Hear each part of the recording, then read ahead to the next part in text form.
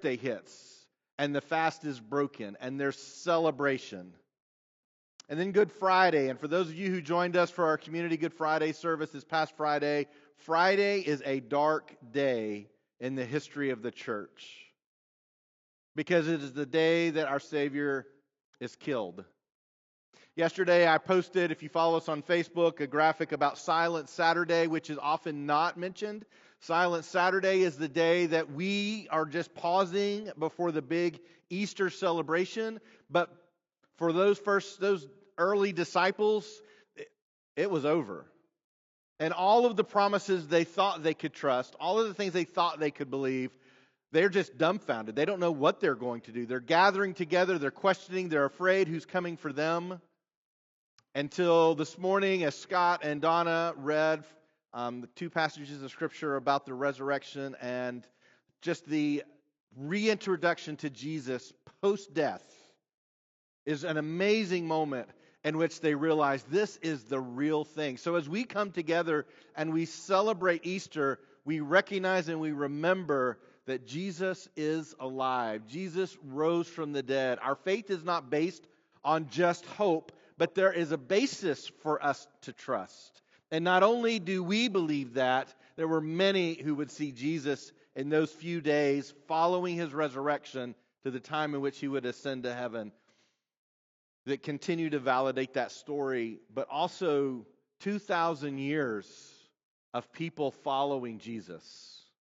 Just reminds us that this is more than just an activity we do on Sundays. This is a way of life. This is a way of seeing the world. This is a view or a perspective of what God is trying to do around us, and we get to be a part of that. We're going to actually continue our study in Mark, which has some very interesting connections to the resurrection story. I want to make those connections. We're going to do another section where I want to just kind of walk through how do we read the Bible. And then I want to talk about what does all this mean for us. Following up where we've been, for those of you who haven't been with us for the last few weeks, Jesus is in the process of training his disciples. He's just sent them out on one of their most significant moments, which is to go out and two by two go into neighboring towns and minister and do the things that Jesus was doing. As Jimmy mentioned, our mission of being with Jesus, becoming like Jesus, and doing what Jesus did. We didn't make that up. Jesus demonstrated what it looks like to be his apprentice. So they go out two by two. They get the terrible news that John the Baptist has been killed. They try to get away, and in trying to get away to process and rest and recover and just figure out what does this mean for us, they're immediately swamped by people that saw them going, ran around the Sea of Galilee until they intercepted them. And then the disciples, now beginning to see the way Jesus saw, said, we've got to feed them. We did a lot of work with numbers over the last weekend, and we're going to revisit those numbers because Jesus fed the 5,000, or the disciples, really. Jesus presented the opportunity. The disciples fed the 5,000. We're going to come in just a couple of chapters where they feed the 4,000. And you may be thinking, well, I guess Jesus wasn't as popular for that event. But if you followed along the numbering system, that they would have understood numbers have meanings. Now that story makes complete sense when you understand where that moment is happening. So they have fed the 5,000. They're getting away again. And Jesus does something interesting. He says, you all go to the other side. Let me dismiss the crowds. I'll catch up with you. Now, I don't know what was going on in their minds, but they're getting in a boat to go across the Sea of Galilee. How exactly is Jesus going to catch up with them? And how long would it take for him to catch up with them? We don't know. But that is the environment in which we enter into this story. But before we can go into this story, I want to read a passage from Exodus. And I want to introduce you to one of our fun theological words, because this story is about Jesus walking on water. But this story is also not about Jesus walking on water. So are you excited about that? Thoroughly confused? Great. Exodus 33, beginning with verse 17. And the Lord said to Moses, "This very thing that you have spoken I will do, for you have found favor in my sight, and I know you by name." And Moses said, "Please show me your glory," or "let me see you." And he said, "I will make all my goodness pass before you, and will proclaim before you my name, the Lord. And I will be gracious to whom I will be gracious, and will show mercy on whom I will show mercy. But," he said, "you cannot see my face, for man shall not see me and live." I want you to lock that away, even just for a few minutes, even if it doesn't stay there forever. Lock that away. "You cannot see my face, for man shall not see me and live." And the Lord said, "Behold, there is a place by me where you shall stand on the rock. And while my glory passes by, I will put you in the cleft of the rock, and I will cover you with my hand until I have passed by. Then I will take away my hand, and you shall see my back, but my face shall not be seen." Now, I want to introduce you to one of our churchy words that you're never going to use anywhere outside of church. I'm pretty confident, but yet it is an important word to understand about what this story is all about. The word is theophany. And theophany is described or is defined as a physical encounter with the physical manifestation of God. Now, I want you to think back through what you know of the Old and New Testaments to moments in which the physical presence of God seems to be in front of someone that is trying to see God. So we just read one about Moses. Can you think of any others? Elijah? Yes, the angel of the Lord and Joshua? The burning bush? Yes. The garden, one of maybe perhaps the best representation of walking and experiencing God in a physical way in the garden. I want you to lock away this idea of a theophany, the idea that you get to experience God in some way in a physical presence, a manifestation in a physical presence of God. Now that you lock those two things away, let's go into our story. I want us to point out some problems of the story, and our Bema folks know what I mean by problems. What are the things that don't make sense in this story? Because usually the things that don't make sense are the things that are pointing you to what the real meaning of the story is. Why is that there? This doesn't make any sense. This is not how I would have written this story. Those are the kinds of things that make you think, I need to dig deeper. So let's go to Mark chapter 5, beginning with verse 45. And as we enter into this story, if you've been with us through the series of Mark, you know we've already talked that water demonstrates or reflects this chaotic nothingness. The people of Israel are desert people. There are some fishermen in the ports, but for the most part, they're an agrarian group that stays in the desert, and water is dangerous. That is where people die. And as we look at the beginning in the story of Genesis, we are introduced into God's initial work of creation, that the Spirit is hovering over these chaotic waters. If you think, well, then that's it. We've already heard this story. Stick around, because I think there's a lot more to this story than that. It says in verse 45, immediately, this is right after the feeding of the 5,000, he made his disciples get into the boat and go before him to the other side to, where does it say they're going? You need to remember that. That's a clue. While he dismissed the crowd, and after he had taken leave of them, he went up on the mountain to pray. And when evening came, the boat was out on the sea, and he was alone on the land. And he saw that they were making headway painfully, for the wind was against them. And about the fourth watch of the night, he came to them. Now, the fourth watch, if you break up the day into 4 periods, is going to be that part right at the beginning, right before dawn. If you'll remember, when we go back and look at creation story, in Jewish culture, a day begins the night before, not that morning. So what we do with our evenings sets what's going to happen for the rest of that following day. We tend to think I'm going to get up and I'm going to start my day. Your day actually starts, in a Jewish mindset, actually starts the night before. So the fourth watch is right before dawn, right before sunset. And it says he came to them, walking on the sea. He meant to pass by them.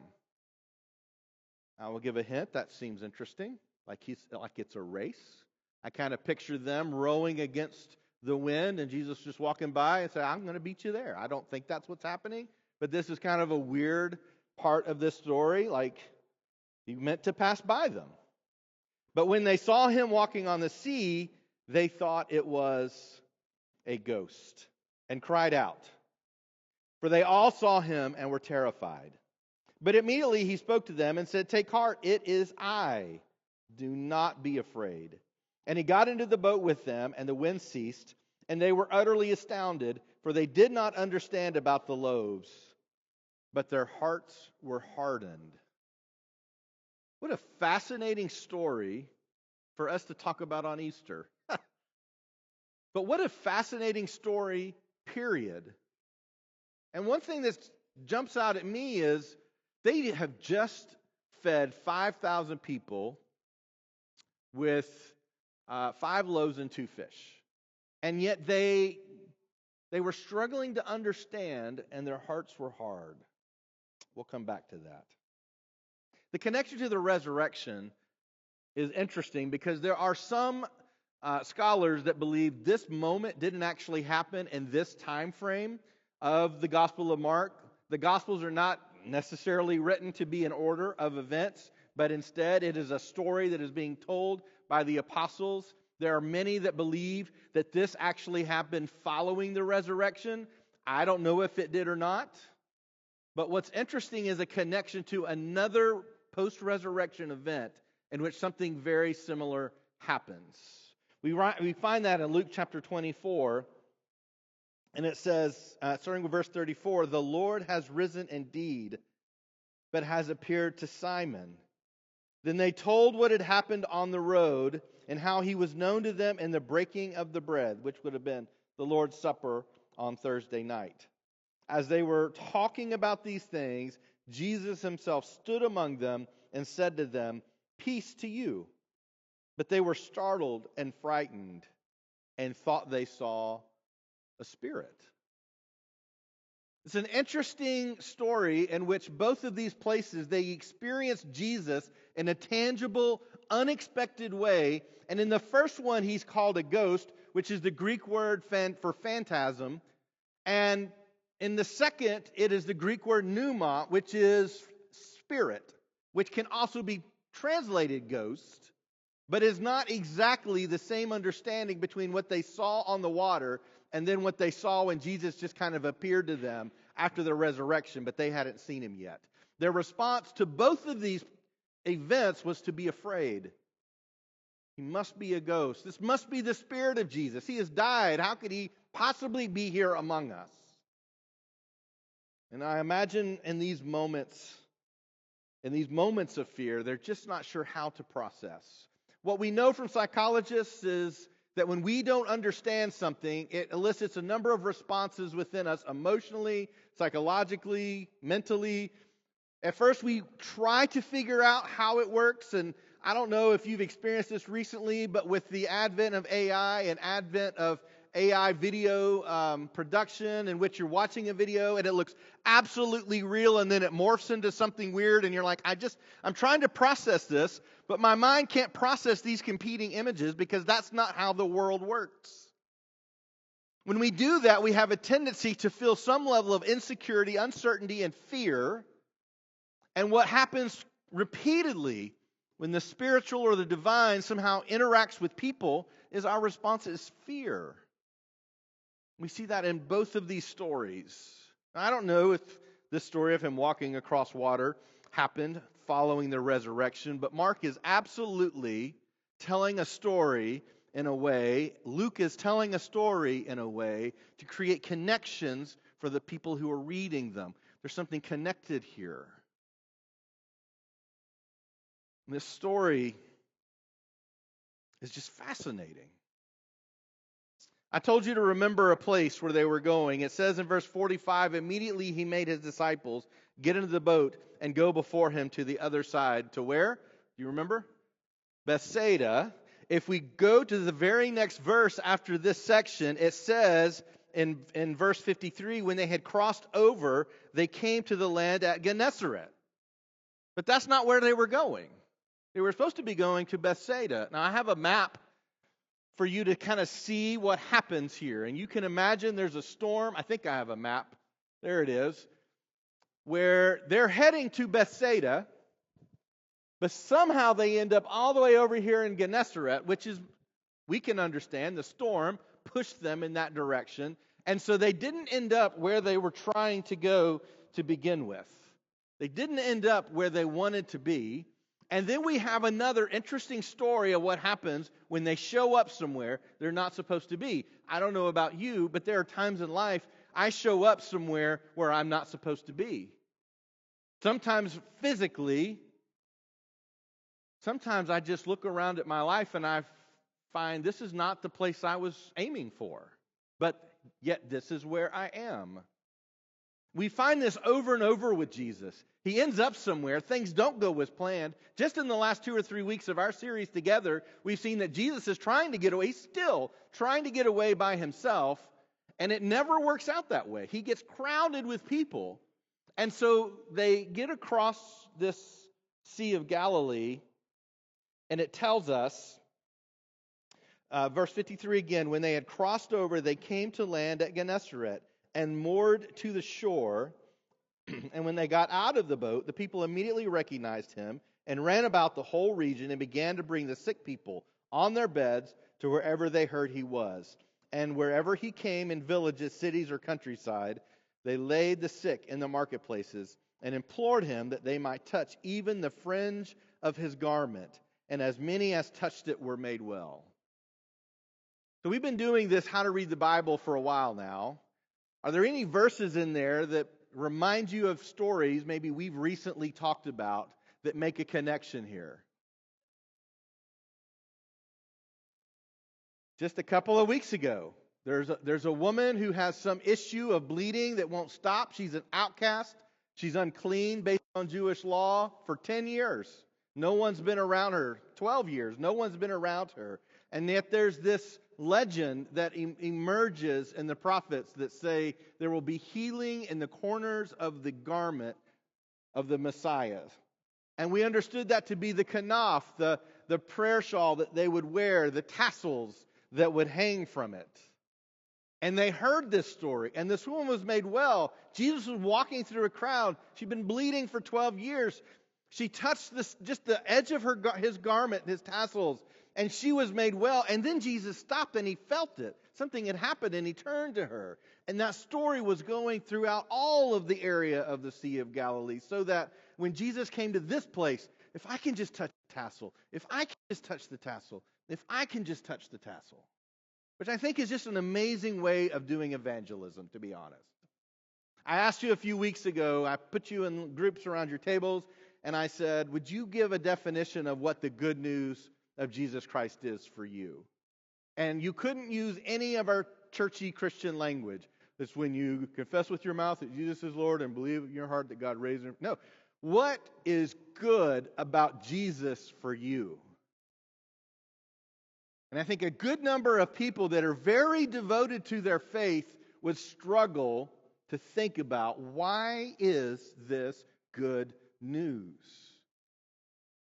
So it's become popular within Christian circles, and we even at Easter, we talk about hell has no power. We just sang about that a few minutes ago. It's easy to lead with the gospel when it comes to something like hell. And I remember going through an evangelism course when I was a lot younger, and the very first question we would ask in this evangelism course was, and you could probably finish this question, if you were to die tonight, if I can speak, if you were to die tonight, are you certain where you would end up for your eternal destiny? Heaven or hell? Anyone ever had that shared with you? It's like when you go to a party and you don't realize that you're going to be eating food that you hate, and they put it in front of you and you realize, why did I even come here? The gospel is meant to be good news. So often, we try to enunciate the good with the bad. But just like this story, did you hear that woman? She'd been bleeding and she touched his tassel and she was healed. I want that. I'm going to try that. What if evangelism for us was just telling people why this was good news for me? Well, that sounds like good news for me too. I want that. Good news is so much more compelling than bad news, but bad news is motivating. Good news changes lives and changes hearts. What we know about Gennesaret is that this is an incredibly fertile place. It is the most fertile area around the Sea of Galilee. It is rich in moisture. The soil is rich in nutrients. It is a place where if you wanted to grow something, you didn't have to have a green thumb. I mean, it would grow. It was known as a place of prosperity. It was known as a place where you wanted to live. And if you were a farmer, like this is your ideal place. Location. This is your ideal place to be. But yet in this place that is remarkably similar in description to the Garden of Eden are a number of broken people that are in need of something. And Jesus stops, as he does everywhere, even when he's trying to get away, even when he's tired, even when he's just heard one of his best friends, his cousin, the one who was heralding him even before he was on the scene as a preacher or a rabbi, has been killed. He cannot get away. And yet in that moment when Jesus was just like, most of us would say, give me a break. Give me some room. I just need some time. If y'all just hang out over here, just give me a couple of days. I just need to deal with this. But instead, what we see with Jesus is he just immediately starts tending to the needs of the people around him, even when his own needs are not being met. This is a powerful image of what it means to be a follower of Jesus. That there are moments in which I just want my needs to be met. And we all know how that feels. And we've all had those in various places and various severities. And what Jesus shows us is, if you're my apprentice, if there are people in need, we're going to attend to them. And in this place that sounds remarkably like the Garden of Eden, we see Jesus putting a broken humanity back together again. This is what we celebrate at Easter. A broken humanity being put together again. So how do we read the Bible? How do we look for problems? I think there are three things that stand out to me as far as what are problems that I see in this story. And when I say problem, I don't mean like they got it wrong or it's not trustworthy or this story is just told the wrong way. I mean, what are the things that just are a red flag that says something else is happening here and we need to stop and we need to explore a little more.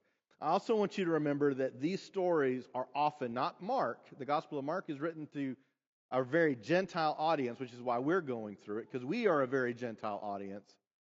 But in general, the listeners and the hearers are already going to know a whole lot of the backstory.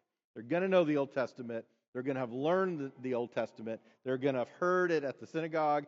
They were going to be very familiar with these stories. And it was going to make connections for them, like the numbers we talked about last week, that unless we're putting that kind of work in knowing the Scriptures, we may not make those connections if somebody doesn't make them for us. So how to read the Bible, what are some problems? I think one of the first problems that stand out to me is, I've already mentioned it, he's walking past them. His intent is to walk past them. Now he sees that they're in trouble. He sees that they're struggling. They're afraid. I mean, did he think this through? Was it like, I am going to get them so good. Like, I'm going to scare the bejesus out of them, literally. When I come, let's just wait. Let's just watch. It says at the end of that story that Jesus not only calms the disciples, but calms the storm, which kind of makes you think that maybe Jesus was whipping up the storm too. Could you imagine that kind of a friend? Some of you have those kinds of friends. They set you up and then they sit back and watch for their plan to hatch. and then laugh whenever it finally comes to fruition. We sometimes read these stories, and I wonder if Jesus is thinking, here's what we're going to do. I'm going to get this storm going. We're going to make the wind go in the exact opposite direction of where they're trying to go. And then watch this. Can you imagine if like John was there? I'm going to go walk out and watch their reaction. This is going to be awesome. I don't think that's what's happening here. But it is a fun way to read the story. And yet earlier today, I read you another story of how God reveals himself in a physical way to people. And in that story, it was the story of Moses. Now, what happens when Moses says, I want to see you? What does God say back to Moses? I'm testing your short-term memory here. Yes. Yeah, well, he said, I'm going to show myself to you, but first I'm going to have to put you in the cleft of a rock. You can see my back, but you can't see my face. Because you can't see my face and live. When God shows himself in a physical theophany, in a representation, manifestation of himself to us, we cannot truly contain it. And so God put Moses, which was like their foundational story. Like we may on July 4th talk about the American Revolution, or there's any number of stories that you may think are kind of the foundational story of our story as a nation. But for them, it was the patriarchs first, and then Moses that really created an opportunity for them to be a nation, God's nation. And in this moment, God is going to pass by them. And as they read this story, while you and I would go, oh, that's interesting, that's curious. Why would he do that? He changes his mind and he goes back and he helps them, which is good. But why does Mark say he intended to pass by them? I think that's because this story is not about a boat or about water. This story is about the disciples experiencing the next evolution in their relationship with their mentor, their rabbi, the one who is apprenticing them. He's saying, I am God. This is so crucial at Easter. That Jesus isn't just a teacher. He isn't just a rabbi. He isn't just a guy that within an inch of his life, he ended up in a tomb and somehow didn't actually die and kind of hobbled out of the tomb and they nursed him back to life. Like, this is a crucial part of Jesus' message. I am God who has come here to be with you. And this is not God who has come here to judge you. This is God who has said, I am to be with you. Because just as the video we watched earlier says, resurrection is all about living. It's really not about dying. It's about living. Resurrection is about life. In that story of Moses, it says, this very thing that you have spoken, I will do. For you have found favor in my sight. In verse 20, you cannot see my face, for man shall not see me and live. And the Lord said, behold, there is a place by me where you shall stand on the rock, and while my glory passes by. Same idea. As you begin to learn and spend time in God's Word, you'll begin to make these connections. These stories are interconnected. They're trying to tell us something. A second problem I found in this story, I think, is where Jesus finally walks over to the boat, and it's easy to overlook, but they don't recognize him. They've just been with him a few hours before. They don't recognize him, and Jesus has to say, it is I. It is I. Like, if I walk out of this room and then come back a few minutes later, and you're like, who are you? I'm going to think, we need to get you some help, right? Do you need some new glasses? We need to get you checked. We need to get you tested. It is I. And yet there's another foundational story that this story is going back towards, also found in Exodus, in which God first reveals himself to Moses. This is how that story goes. Verse 13 in chapter 3 of Exodus. Moses said to God, if I come to the people of Israel and say to them, the God of your fathers has sent me to you. And they ask me, what is his name? What shall I say to them? And God said to Moses, I am who I am.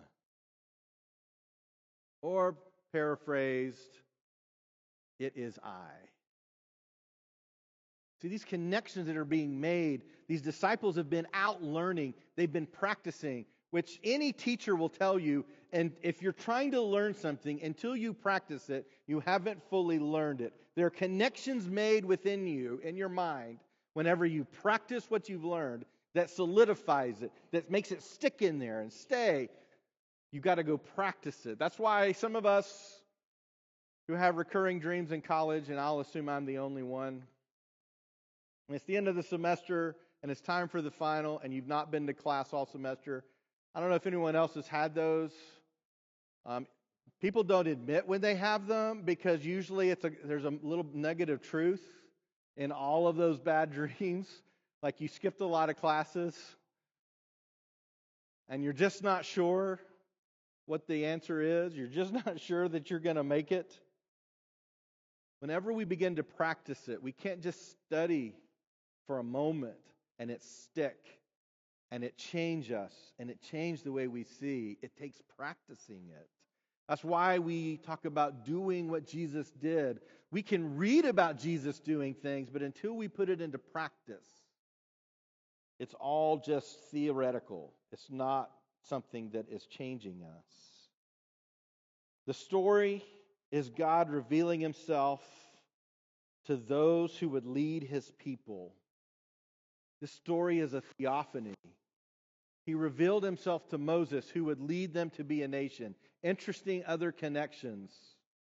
Between the time that Joseph comes to Egypt and Moses arrives on the scene is about 400 years.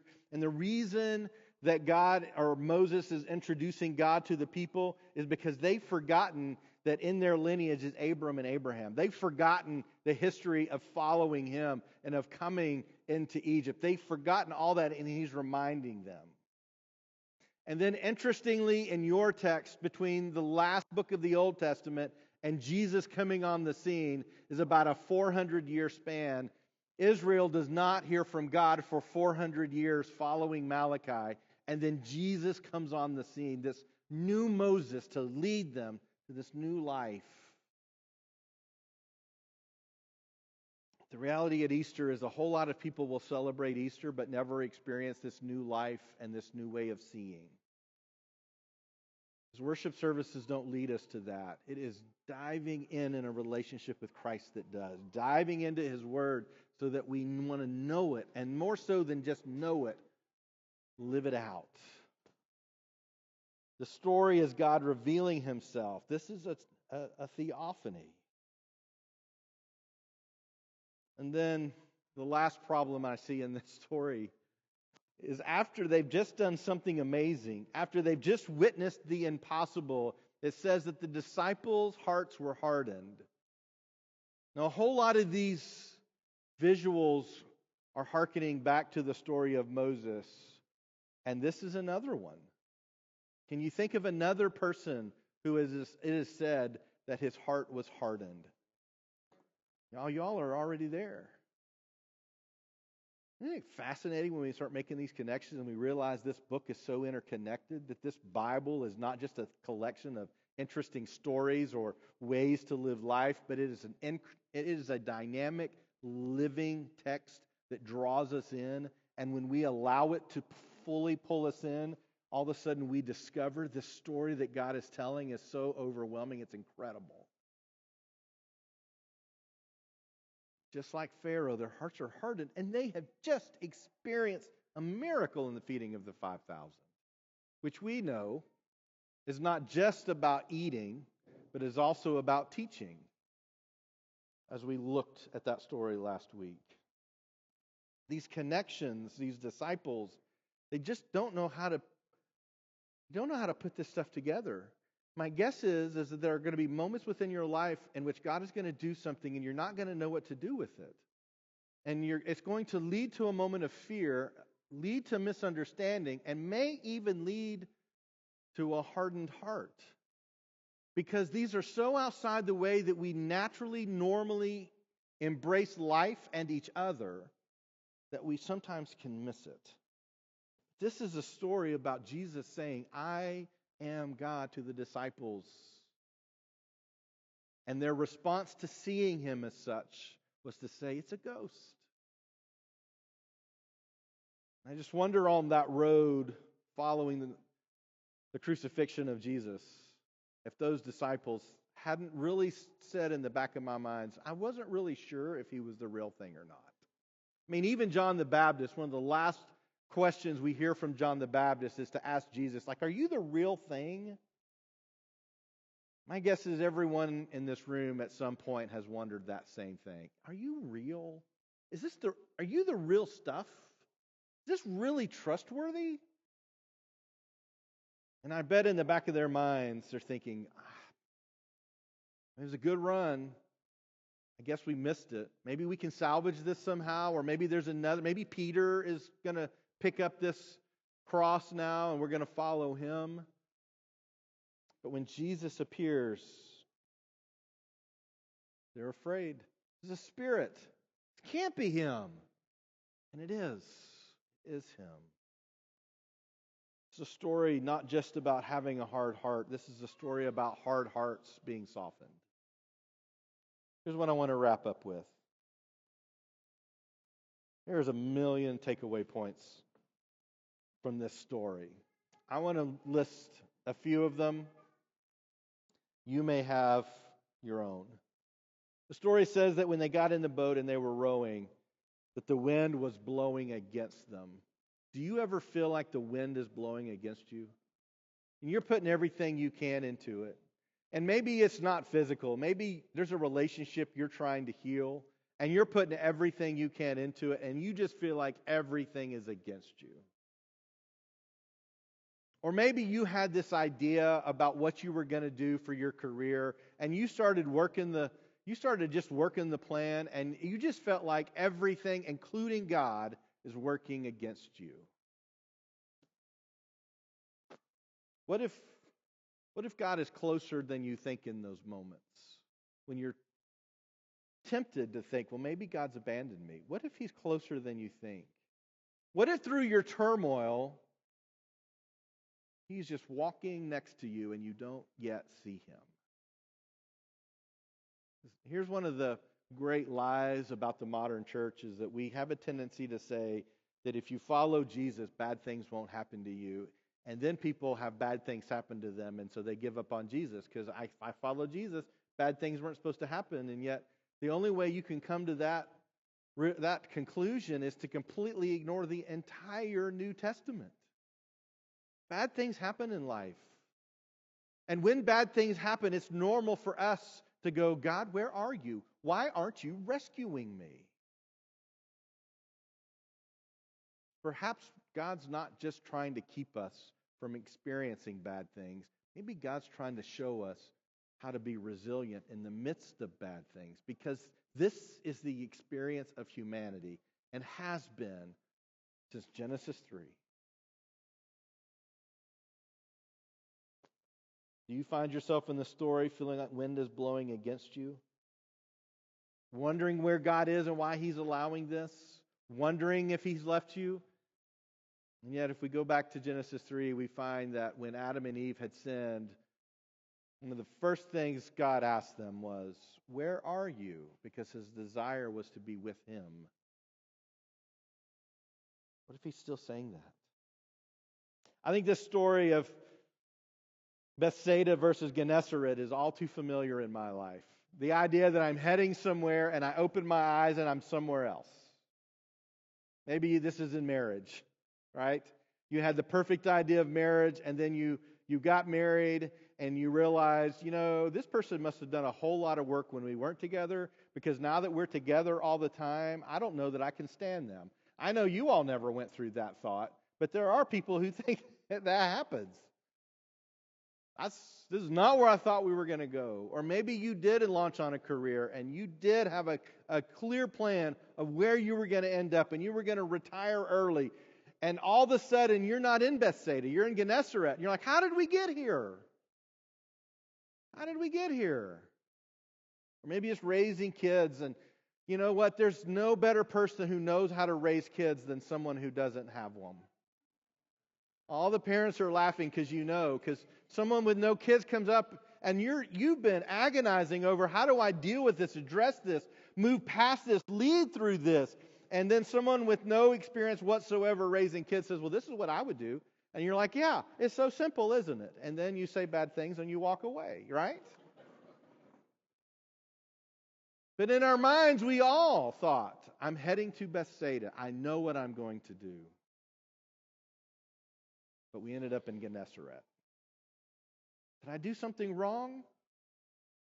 I mean, this is life. Life is all about heading in a direction and ending up somewhere else.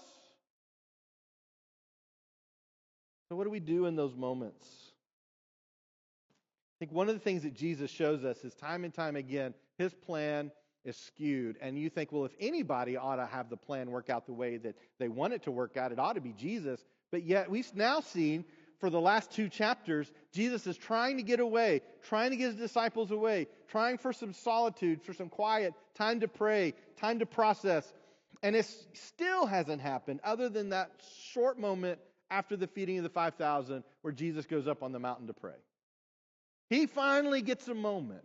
But everywhere He goes, the plan changes because crowds see Him and just crowd around Him. And instead of getting away to recover, they're just still being overwhelmed. I think one of the messages here is that we as followers of Jesus keep moving when things don't go as planned. We keep going. This is what it means to follow Jesus. God is with us. Had a conversation. A gentleman came to our Good Friday service on Friday. He was having a hard time. Felt like he had no opportunities ahead of him. Felt like he had made too many mistakes in his past. And I said to him what I say to you right now. There are times in our life that we cannot take back what has been, but we can ask now, what is the right step right now? Take the right next step. And stop letting the past control your life. What is the right step right now? Take that step. I think another one, this is what I want to end with. As you begin to study about God, as you begin to read the Scriptures, as you begin to really dive in and understand the message and the story that's being told from Genesis to Revelation, there's a whole lot of people that find out God is not who they wanted Him to be. And they don't recognize Him. Similar to the disciples on the boat, wondering, is this a ghost? Where Jesus has to say who He is. We don't get a God in our image. That's not a God worth following. But so many times we want a God who likes what we like and doesn't like what we don't like. We want a God who wants us to have all the things that we want to have, or wants us to do all the things that we want to do. In other words, we want a God who just answers all of our questions and gives us all of our dreams, and we don't have to change it all. And yet this is a God who's saying, put you back together, to put humanity back together. Something's got to change. Discipleship isn't just saying a prayer or coming to church or making sure you don't say any bad words in public. It's about becoming an apprentice of Jesus, of who He is. Not who we want Him to be, but who He is. The story is their history. It's their story. I mean, there are connection points in this story to Elijah, to Moses, to the parting of the Red Sea, to the creation story. There's connections of this story all throughout the Old Testament. But this is their history. And in this moment, what we celebrate at Easter is that this is what they hoped for, a true Messiah, the real thing, God in the flesh. And this resurrection life that we celebrate, if we choose to see it, it is life when we choose to live it out. This Easter is about life. As we follow Him as our rabbi and as our leader, as our trainer, may we see Him as He was meant to be seen, to be with Him, become like Him, and do what He did. We're going to take communion together. And if this is your first time taking communion with us, a couple of our elders will be up front. We'll break the bread, which is symbolic of the breaking of Jesus' body, and we'll dip it in the juice, which is symbolic of the blood of Jesus as it was spilt at his crucifixion. It is such a special time to take it, because this is the time we take it in remembrance, not that he died, but in remembrance that he lived. And we have the opportunity to do that too. What, Latisse?